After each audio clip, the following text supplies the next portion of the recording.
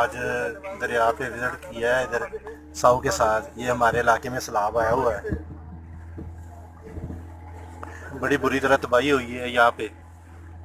Rescue 112 के अफराज यहाँ पे अपनी आवाम की खिदमत के लिए मसरूफ़ है, लेकिन यहाँ पे और कोई भी महकमा हमें नज़र नहीं आया। हम यहाँ पे पूरा इलाका विज़िट किया है, हमें पूरे इलाके में कोई भी महकमा नहीं इधर आया। किसी ने इधर आके कैंप लगाए हों या किसी ने यहाँ पे आके आवाम की कोई बात सुनी हो, लेकिन किसी ने भी कोई बात नहीं सुनी।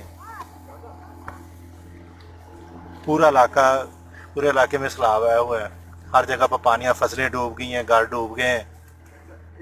लेकिन मैं हैरान हूँ यार, यहाँ पे कोई भी हुकूमती नुमाइंदा यहाँ पे मौजूद नहीं है। सिर्फ 1122 के अफराद मौजूद हैं जो आवाम की खिदमत के लिए यहाँ मसरूफ़ हैं।